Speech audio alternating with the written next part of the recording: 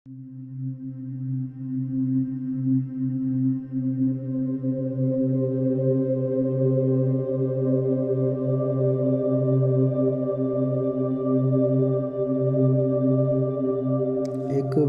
मनोवैज्ञानिक है Abraham Maslow करके, अमेरिका का। वो कहता है कि हमारी जो बेसिक नीड्स हैं लाइफ की, अगर वो ना पूरी हों तो आदमी बेचैन ही रहेगा, चाहे वो कुछ भी कर ले। और उसने उन नीड्स को 7 भागों में डिवाइड किया है। हमारे ऋषि सदा से ही उसको चक्रों की नीड्स के हिसाब से एक्सप्लेन कर रहे थे, लेकिन उसने लगभग वैसी ही बात की है। एक आध जगह थोड़ा डिफरेंट है उसका व्यू, लेकिन लगभग वैसा है।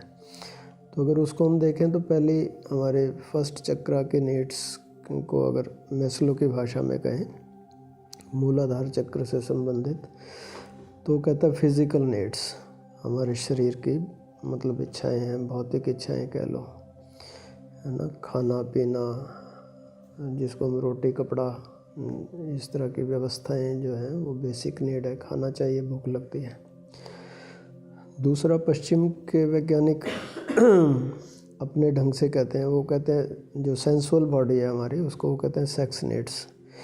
हमने उनको अलग से कहा कि बुभुत्सा कह देता है ऋषि, केवल सेक्स नीड्स की बात नहीं करता। वो कहता है देखने की भी इच्छा है हमारा, सुंदर सुंदर देखें, सुंदर सुने, अच्छी सुगंधें हों, खाने के लिए अच्छा हो, स्पर्श का सुख लें हम, चाहे वो बच्चा हो, चाहे हमारे बराबर का कोई हो या गुरु हो। तो वो सारे सुख इंद्रियों से संबंधित, वो कहते हैं कि अगर ये भी ना मिलें तो हम फिर परेशान हो जाते हैं। तीसरा, मणिपुर चक्र से संबंधित नीड्स की वो भी बात करता है, हम भी करते हैं। वो कहता है लव नीड्स।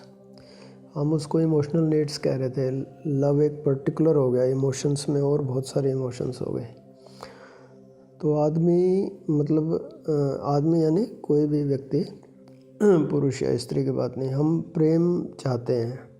न केवल ये चाहते हैं कि हमें कोई प्रेम करे, हमारी ये नीड होती है कि हम भी अपना प्रेम किसी को बांटें, शेयर करें। किसी भी तरह से हमारा प्रेम डिस्ट्रीब्यूट होना चाहिए, नहीं तो वो रुकने के कारण भी परेशानी हो जाती है। हमें चाहिए भी और हम बांटना भी चाहते हैं। चौथी नीड की बात करें हम, एक बीच वाली ये छूट गई, सिक्योरिटी एंड सेफ्टी नीड्स, है ना। नाभि चक्र से संबंधित है वो।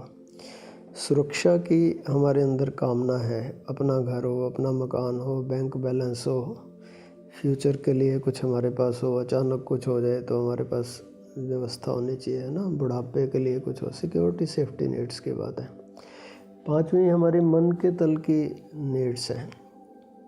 हम अच्छा इंटेलिजेंट होना चाहते हैं कि इस टाइप की हमारा मन ठीक रहे, मानसिक जो क्षमताएं हैं हमारी बनी रहे। यहाँ से ऊपर की नीड्स जो है ना वो फिर इम्पॉर्टेंट है। अब्राहम मैस्लो बहुत अच्छी बात कहता है, जो हमारे ऋषि कह रहे थे। वो कहता है जो हायर नीड्स हैं उनको प्राप्त करने के लिए लोअर नीड्स को कभी सेक्रीफाइस भी करना पड़े तो हमें करना चाहिए। बल्कि वो मस्ट शब्द का प्रयोग करता है कि lower needs can be and must be sacrificed for want of higher needs. Higher needs वो कहते हैं सेल्फ एक्चुअलाइजेशन एक नीड है, इससे ऊपर नहीं गया वो, हमारे ऋषि इससे ऊपर गए। सेल्फ एक्चुअलाइजेशन को मैस्लो कह रहा है कि हम सब के अंदर कोई ना कोई प्रतिभा है। कोई अच्छा गाना गा सकता है, कोई अच्छा प्रवचन कर सकता है, कोई अच्छा साधु हो सकता है, कोई अच्छा पॉलिटिशियन हो सकता है, कोई अच्छा किसान हो सकता है ना, कोई अच्छा म्यूजिशियन हो सकता है। अगर हम अपनी उस जो प्रतिभा हम लेके आए हैं, ऐसा एक भी आदमी नहीं होता पृथ्वी पे जिसके अंदर कोई ना कोई प्रतिभा ना हो, सबके अंदर होती है। उसको पहचानना और उसको फ्लरिश करना, ये भी अगर कहते हैं कि अगर ना हो पाए तो आदमी परेशान रहता है। बड़े बड़े हमने देखे हैं प्रोफेशनल डॉक्टर्स हैं, इंजीनियर्स हैं, अच्छी अच्छी पोस्ट पे हैं, सब कुछ सफल हो गए, लेकिन मान लो उनके बचपन में ये था कि मैं फुटबॉल खेलता, कि क्रिकेट खेलता, कि म्यूज़िक में कुछ बजाता, अगर वो नहीं कर पाए ना तो अब परेशान है वो। इतनी बड़ी उम्र में भी उनको लगता है कि यार ये नहीं कर पाए। तो ये मैस्लो तो यहाँ के रुक गया सेल्फ एक्चुअलाइजेशन पे। हमारे ऋषि एक और बात कर रहे थे, सेल्फ रियलाइजेशन की बात कर रहे थे कि आदमी, अब जिस भक्ति की आप बात कर रहे हो, जैसे उसको हम गौणी भक्ति कहते हैं, वो एक स्टेप है। गौणी भक्ति के ऊपर एक स्टेप और होता है। गौणी भक्ति ये है कि हम आकार से जुड़ के भक्ति करते हैं, इष्ट देव से, गुरु से, परमात्मा से, जिसको भी हम मानते हैं उससे। एक इससे ऊपर की भक्ति है जिसको हम ध्यान कहें, समाधि कहें। वहाँ हमें सेल्फ की रियलाइजेशन होती है, जो एक्चुअली मैं हूँ, जिसको हम कहें कि आत्म जागरण या मैं आत्मा हूँ, ऐसी फीलिंग। भाई गीता में लिखा हुआ है, सब ग्रंथों में लिखा है मैं आत्मा हूँ। वो आत्मा, मैं आत्मा हूँ ना, वो आत्मा मैं कहाँ पे हूँ, कैसा स्वरूप है मेरा, कहाँ से मैं आया, कहाँ मैं चला जाऊँगा, इसकी जानकारी नहीं ग्रंथों से। इसका एक्चुअलाइजेशन, इसकी रियलाइजेशन, इसका मुझे अनुभव हो कि मैं आत्मा हूँ। क्योंकि हम कितना भी कहते रहे मैं आत्मा हूँ, ये पहली एनलाइटनमेंट है। अगर मैं केवल बात करता हूँ कि मैं आत्मा हूँ और मुझे अनुभव नहीं है, तो देखा यह है प्रैक्टिकली कि हमारे जब हम मरने को होते हैं, कभी ऐसा होता है हॉस्पिटल में है हम, या ऐसा लगता है बुढ़ापे में, या कुछ और लगता है अभी अब तो सामने, या दूसरे मरते हैं हमारे नियर्स डियर्स, तो हमें बड़ी तकलीफ़ होती है। अगर सच में हमारा अनुभव हो कि मैं आत्मा हूँ और ये पता चल जाए कि मैं तो मरता नहीं, और मुझे पास्ट लाइफ का भी अनुभव हो जाए, मुझे ये भी पता चल जाए मैं कहाँ से आया क्या, तो फिर वो रोना धोना नेचुरली नहीं हो पाएगा। हमें डर भी नहीं लगेगा कि मैं मरूँगा। तो सेल्फ रियलाइजेशन भी अगर नहीं होती हमें, तो भी मैं कितनी भी साधना कर लूँ, मुझे परेशानी रहेगी। तो कुल मिला के ये है, इनमें से कोई भी नीड अगर हमारी पूरी ना हो तो हम परेशान रहते हैं। अब दूसरे पॉइंट पे आते हैं। संसारिक नीड्स तो चलो ठीक है, हमें धन चाहिए, पद चाहिए, यश चाहिए, हम स्वास्थ्य चाहते हैं, कि हम सफलता चाहते हैं बाहर के उसमें। लेकिन इस सेशन में हम बात करें कि हम आध्यात्मिक उन्नति चाहते हैं सभी लोग। आप यहाँ पे आए हो तो नेचुरली कहीं ना कहीं अंदर रहता है कि भाई हम जो भी कर रहे हैं उससे थोड़ा और अगर हो सके तो बहुत अच्छा हो जाए। उसके लिए बहुत ज़रूरी है, अब यहाँ से टेक्निकल बात शुरू हो जाती है। रात हम बैठे हुए थे एक फैमिली में, अपने बेटे के यहाँ ही बैठे हुए थे, तो उन्होंने नई गाड़ी ली है, तो आपस में वो बातचीत कर रहे थे। तो वो हमारी बहू रानी कह रही थी कि भाई वो कार चला रही थी तो एकदम फॉगी सा हो गया अंदर, और मेरे को वो नहीं आया। तो आपस में वो बात कर रहे थे, तो उसने बेटे से पूछा भाई वो उसमें क्या सिस्टम है उसको ठीक करने का। तो उसने कहा कि ऐसे ऐसे ऐसे ऐसे। बोले तुझे आपको कैसे पता चला? तो उसने कहा बटन ही तो है, थोड़े से छेड़ो, कुछ ना कुछ होता रहता है तो पता चल जाता है, वैसे ये होगा ये होगा ये होगा। तो उसने कहा बटन छेड़ने से तो हो जाएगा, तो कुछ उटपटांग होता रहेगा उसमें, कभी कोई दबेगा, कहीं कुछ हो जाएगा। तो बोले फिर एक यूज़र मैनुअल है उसमें, वो पढ़ लो, है ना, तो उससे पता चल जाएगा अभी कैसे होगा वो फॉग हो। मैंने किया, हो जाती है। ये बड़ा इम्पोर्टेंट पॉइंट है। वो तो छोटी सी एक कार है, 5-7 बटन है उसमें। हमारा ये सिस्टम जो हमें मिला हुआ है, इतना बड़ा कंप्यूटर है, मतलब कितने पार्ट्स हैं इसमें। और मज़े की बात यह है कि ये सारे पार्ट्स छोटी सी चींटी में भी हैं, मतलब और वो छोटा वायरस है उसमें भी हैं। वो सारे काम जो हम करते हैं ये छोटे छोटे जानवर भी कर रहे हैं, चींटियाँ भी कर रही हैं। कितने माइन्यूटली वो पार्ट्स हमारे इस सिस्टम में बने हुए हैं। हमने क्या कभी इसकी यूज़र मैनुअल पढ़ी है? ये सारे ग्रंथ, ये सारे जो योगा टीचर्स या स्क्रिप्चर्स ये जो बता रहे हैं, संत हम किसको कह रहे हैं? जिन्होंने इस ये जो साइकोसोमेटिक सिस्टम है या उससे भी हायर जो एनर्जीज़ हैं हमारी आत्मा कहें, इस सारे को क्या हम जानते हैं सच में इसको, या हम ऐसे ही कुछ छेड़खानी सुना हुआ है माँ बाप से, बच्चों से, या के टीचर से, भाई ऐसे ऐसे ऐसे कर लो, जैसे वो रात बात कर रहे थे, भाई 5-7 बटन है, करो कुछ ना कुछ हो ही जाएगा। ऐसे हम इससे छेड़खानी करते रहते हैं। हमें इसको समझना पड़ेगा, साइंटिफिकली समझना पड़ेगा कि how it works, what it is, है ना। हमारे संत कहते हैं या मन को जाने बिना हो ही न कबहू साध।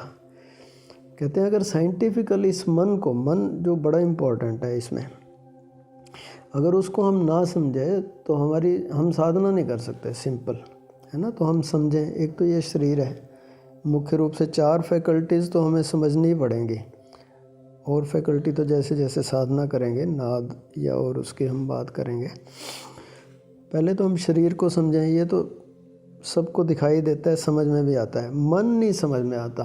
मन के ऊपर पश्चिम में बहुत काम हो रहा है आजकल, भारत में अभी भी नहीं हो रहा। वहाँ साइकेट्रिक हैं और पता नहीं मानसिक अस्पताल हैं। मन और भावनाएं, या हम बायोलॉजी की भाषा में कहें left brain and right brain, इनको समझना पड़ेगा। हमारे ब्रेन के 2 हिस्से हैं, left hemisphere, right hemisphere. Left brain को हम लूजली मन कह देते हैं, कॉन्शियस माइंड कह देते हैं। इस मन में क्या क्या होता है, एक तो इसमें थॉट्स हैं, और इसमें क्या क्या है, इंटेलेक्ट है, इसमें बुद्धि है ना। तीसरा इसमें क्या है, इसमें लॉजिक्स हैं, ये तर्क वितर्क करता है ना, काटता है बात को, अपनी दूसरे की बात को काटेगा, अपनी बात रखेगा, तर्क वितर्क है। फिर चौथा इसमें है, इसमें संशय है। भगवान कृष्ण कहते हैं संशय आत्मा विनश्यति, ये संशय इस मन में है। भ्रम कहें उसको या इल्यूजन्स कहें, ये सब उसमें है, डाउट्स हैं।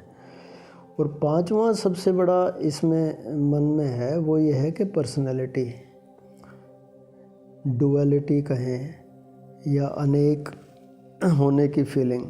जब हम मन के तल पे जीते हैं तो हमें डुअल की फीलिंग आती है। ऐसी फीलिंग आती है कि मैं अलग हूँ, आप अलग हो, ये अलग है, ये अलग है, ये सोफ़ा अलग है, ये चेयर अलग है, ये ग्रह नक्षत्र ये अलग है। ये सारे मन के तल पे होते हैं। इसको हम कॉन्शियस कहें, कॉन्शियस माइंड कहें, लेफ़्ट हेमिस्फीयर कहें, लेफ़्ट ब्रेन कहें, जो भी कहना चाहें। ये जो हमारा राइट हेमिस्फीयर है ये बड़ा इम्पोर्टेंट है। लेफ़्ट जो ब्रेन है हमारा, वो यहीं पे डेवलप हुआ। शिक्षा, संस्कार, गणित, स्कूल, कॉलेज, माता पिता से जो हमने सीखा वो सारा इसमें है, संस्कार यहीं पे डेवलप हुआ है। ये थोड़ा सा हिस्सा है हमारे मन का, केवल 12%। ये जो राइट हेमिस्फीयर है ना, ये बड़ा इम्पोर्टेंट है। इसमें हमारे पिछले सारे जन्मों की मेमोरीज़ हैं। इसको हम कहते हैं सबकॉन्शियस, इसको हम कहते हैं हृदय। हार्ट जो कहते हैं ना, अब हम फिज़िकल हार्ट की बात नहीं कर रहे, जिसका ऑपरेशन होता है, उसका इससे कोई संबंध नहीं। हार्ट यानी हमारा सबकॉन्शियस, जो पिछले जन्म। अब ये बातें ना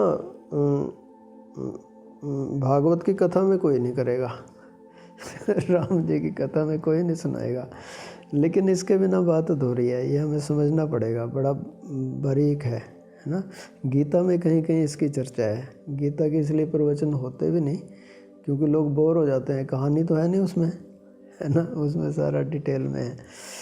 तो ये जो ब्रेन है हमारा, राइट ब्रेन, इसमें एक तो फीलिंग्स मुख्य है, एक है इसमें इमेजिनेशंस, कल्पना, है ना। ये 2 पार्ट इसके मुख्य हैं। और तीसरा पार्ट मेमोरीज तो हैं इसमें, जिसके कारण से हमारी सारी आदतें डेवलप होती रहती हैं। तीसरा पार्ट जो बहुत इम्पोर्टेंट है कि राइट ब्रेन जो है इमेजिनेटिव और फीलिंग से चलने के अलावा, इस पे जब हम होते हैं तो हम अपने को इंडिविजुअल फील नहीं करते। मैं और तू का भेद नहीं होता वहाँ पे। एक पश्चिम में एक लेडी हुई है, उसने न्यूरो में PhD वगैरह ये सारा किया हुआ है। तो उसकी एक मैंने वीडियो देखी थी आधे घंटे की। वो कहती मेरा भाई जो है वो न्यूरोटिक था, तो मुझे इंटरेस्ट था कि ये पागलपन क्या होता है, लोग पागल कैसे हो जाते हैं। तो मैंने ये न्यूरोलॉजी ये पढ़ी सारी, और फिर ऐसा हुआ कि उसका अपना ही दिमाग किसी कारण से, दुर्घटना से वो उसका लेफ़्ट ब्रेन जो है ना वो ख़त्म हो गया। अब साइंटिस्ट ये कह रहे हैं, बायोलॉजी ये कह रही है कि अगर हमारे सिर पे डंडा मार दिया जाए तो लेफ़्ट ब्रेन हमारा ख़त्म हो सकता है, सारी मेमोरीज ख़त्म हो जाएंगी सारा। तो उसका लेफ़्ट ब्रेन किसी एक्सीडेंट में ख़त्म हो गया, राइट ब्रेन उसका एक्टिव रहा। वो अपने अनुभव लिखती है कि जब मेरा राइट ब्रेन एक्टिव था तो मेरी सारी वो न्यूमेरोलॉजी या जो गणित, गुणा भाग या ये वो सारा ख़त्म हो गया अचानक। मुझे यही नहीं पता चलता था कि मैं कौन हूँ, कहाँ पे हूँ, मैं कितने हूँ। मुझे अपने सोफ़े, दीवार, इसके बीच में कोई फ़र्क ही ना समझ में आए। मुझे समझना है कि भाई ये सारा इकट्ठा है, मैं समेत या। और इस अवस्था में वो 8 साल रही। वो कहती लोग मुझे अब क्योंकि वो नॉर्मल हो गई है, उसका ऑपरेशन हुए, डॉक्टर कहते हैं तो ठीक हो गई। वो कहती मैं पहले ठीक थी, अब पागल हो गई हूँ। अब वो लेक्चर दे रही है, कहती लेकिन मुझे फ़ायदा ये हुआ कि मुझे राइट ब्रेन का मज़ा लेना आ गया, जिसको भगवान बुद्ध निर्वाण कह रहे थे, हम एनलाइटनमेंट कह रहे थे। वो उसमें 8 साल रही, उसने वो मौज मस्ती ली। उसने कहा कि मुझे पता चला कि मतलब राइट ब्रेन में रहना यानी क्या है ना, इतनी हाई स्थिति में मैं रही। अब डॉक्टरों ने मुझे ठीक कर दिया और मैं परेशान हूँ। तो मैं कभी कभी लेफ़्ट ब्रेन में आके अपना काम धंधा करती हूँ, लेकिन फिर मैं राइट ब्रेन में शिफ्ट। तो राइट ब्रेन जो है ना, हमें जिसको हम वेदांत के भाषा में अद्वैत कह रहे थे, उससे फील कराता है। जैसे हम कुएं का एग्जांपल बार बार देते हैं, भाई कुआं अपने ऊपर में देखे तो वो सारे कुएं अलग अलग हैं, लेकिन कुआं अगर अपने डीप चला जाए तो उसको पता चलता है नीचे कुआं है ही नहीं, सारा पानी पानी है नीचे। तो कुएं, दूसरे कुओं को भी देखता है कि कुआं तो कहीं नहीं है नीचे, ऊपर ही ऊपर। ऐसे ही जो हमारा फिज़िकल लेवल है, ये जो 5 चक्र हैं हमारे, first 5 chakras up to here, यहाँ पे मुझे अपने अलग होने की फीलिंग होती है। मुझे ये लगता है कि मैं हूँ, आप हो, ये सारे मैं और तू, है ना। एक मनोवैज्ञानिक हुआ, उसने बहुत अच्छी वो पंक्ति, काफ़ी पॉपुलर है उसकी। वो कहता है द अदर इज़ हेल, दूसरा नर्क है ना। कुछ संत उसको कहते हैं द अदरनेस इज़ हल। ये जो दूसरेपन की फीलिंग है ना कि दूसरा है, ये भ्रांति है हमारी, इल्यूजन है। इसके कारण से सारे पंगे हैं, इसके कारण से दुख है, तकलीफ़ है। ये मेरा और तेरा। रामायण में एक चौपाई आती है, मैं अरु मोर तोर तैं माया। राम जी कहते हैं लक्ष्मण जी को, मैं, मेरा, तू, तेरा, ये सारे भ्रम है, ये इल्यूजन्स है, ये है ही नहीं। ये हमारी सारी परेशानियों की जड़ है। तो अगर हम राइट ब्रेन पे किसी तरह शिफ्ट हो जाएं, राइट ब्रेन में रहना सीख जाएं, जो कि हम मेडिटेशन में या डीप हिप्नोसिस में वहाँ पे हार्ट के लेवल पे हम पहुँच जाते हैं, तो हमें सुख की फीलिंग रहती है उतनी देर। अब हम यहाँ पे प्रयोग करेंगे हिप्नोसिस में भी और सुपर कॉन्शियस में भी, जिसको हम ध्यान कह रहे हैं, दोनों में उस अवस्था में पहुँचा जा सकता है। आज हम जो प्रयोग करेंगे वो हिप्नोसिस का करेंगे। तो उसमें क्या है कि मुख्य रूप से हम विषय ले रहे हैं आध्यात्मिक यात्रा में विकास कैसे हो और उसमें बाधा क्या बनती है, कैसे ये चीज़ें, ये 4 फैकल्टीज़ काम करती हैं। जैसे आध्यात्मिक यात्रा के विकास की मेरे मन में आई बात है ना, तो ये तो एक थॉट हुआ, मन के तल पे हुआ। मन जो है वो 12% है टोटल मन का, है ना। 88% सबकॉन्शियस है। हर विचार के साथ उसका प्रॉस कॉन्स दोनों आते हैं, है ना। हम बहुत बार बात करते हैं कि मेरा एक मन ये कहता है, एक मन ये कहता है। इसका मतलब हमारे अंदर 2 मन है, हमें पता चलता है ना। तो मन में जब ये विचार आया कि मेरी आध्यात्मिक उन्नति कैसे हो, भगवान करे हो जाए, तो 2 विचार आ सकते हैं। एक विचार जो प्रायः सबको आता है, जिसके कारण से हमारी आध्यात्मिक उन्नति नहीं होती, ध्यान से सुनना, ये बात बड़ी इम्पोर्टेंट है। वो ये है, हमें संतों ने या ऐसे ग्रंथों में या कहीं कहीं से ऐसा हमने पढ़ा हुआ है, हालांकि दोनों तरह की बातें हैं, लेकिन नेगेटिव पे मन ज़्यादा आकर्षित होता है।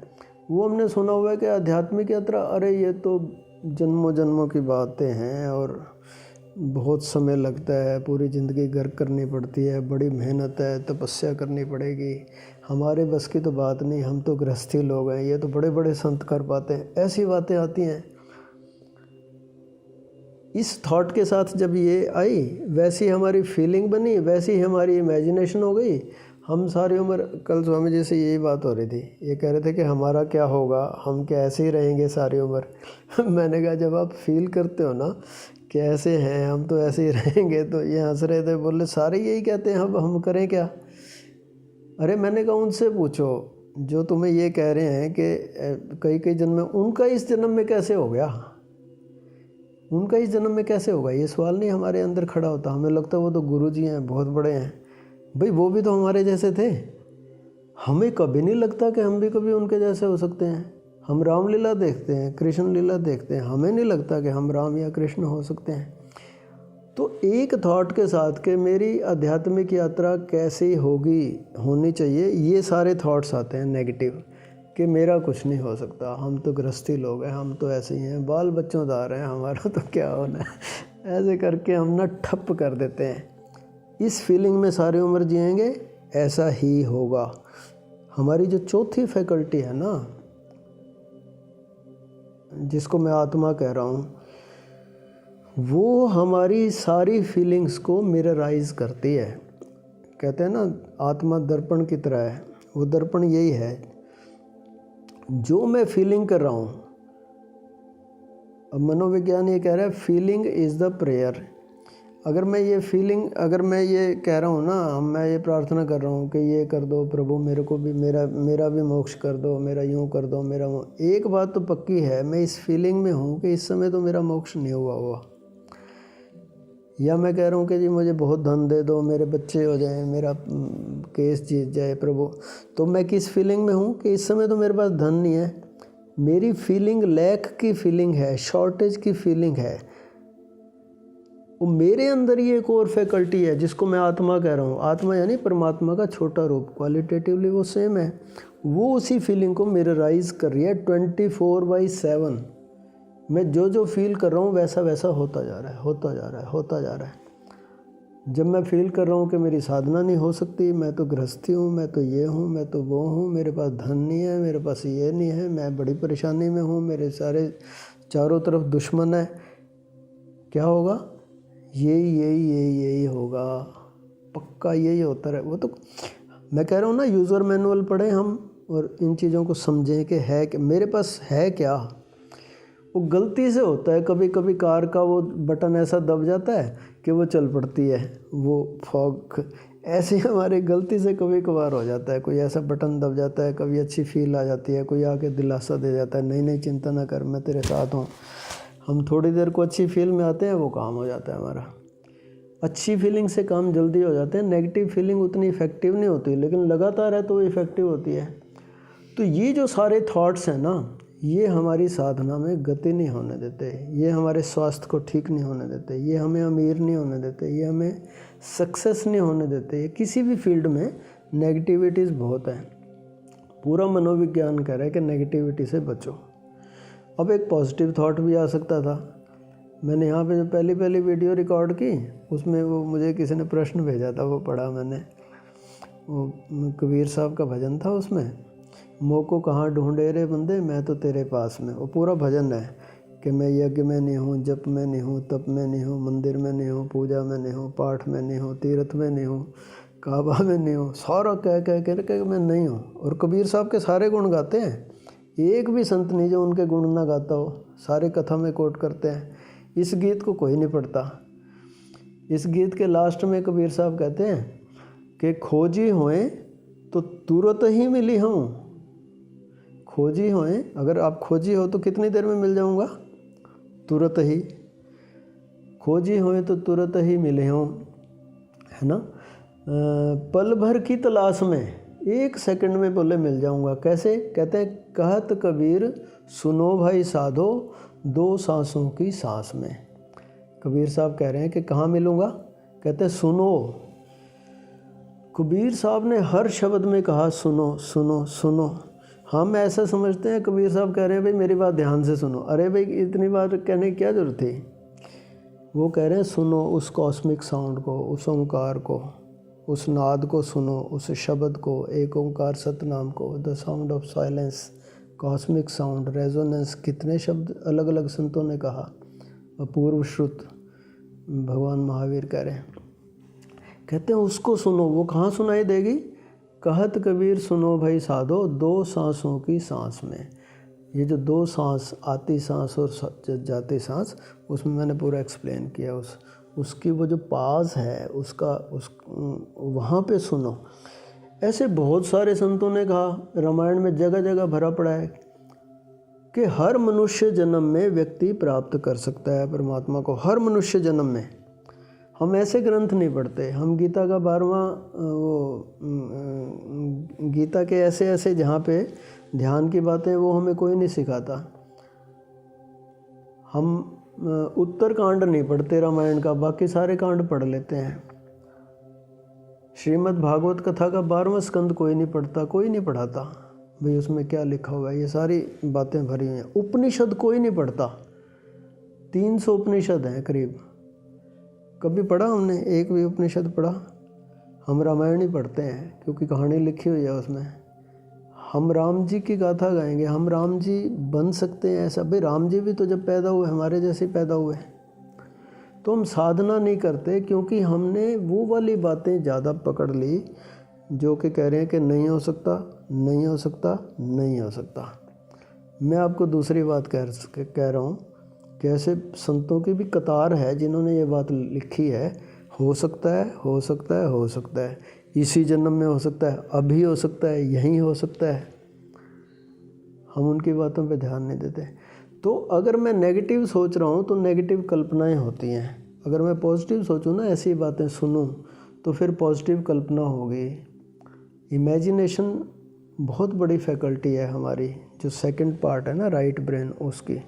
अगर हम इमेजिन करें ना, यहाँ पे फील करें प्लस इमेजिन करें, जैसे फिल्म चलती हो, भैया ऐसे ऐसे हो रहा है, मेरी भी साधना बहुत अच्छी हो रही है, अरे कमाल हो गया, इस बार तो ऐसा बढ़िया ध्यान लगा, अरे थोड़ा कम लगे तो भी कहने में क्या दिक्कत है। हम शरीर से, वो कहते हैं ना 3H very important in psychology, hands, head and heart, है ना। मैं चौथा भी कहता हूँ उसमें, हिज हाईनेस यानी परमात्मा।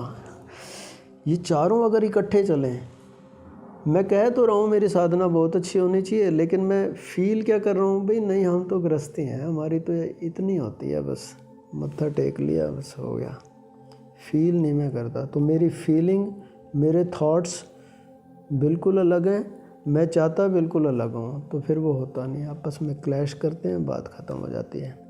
तो भी मैं जो आपको प्रयोग कराऊँगा उसमें मैं फीलिंग और इमेजिनेशन पे बहुत ध्यान दूँगा। तो आपको जब भी आप साधना करो, अच्छी पॉजिटिव फीलिंग में हम रहें, अच्छा अच्छा इमेजिन करें, अच्छा अच्छा बोलें, शरीर से भी अच्छे अच्छे वैसे ही कर्म करें जो हमारी साधना में, जिससे हमारी गति हो, है ना।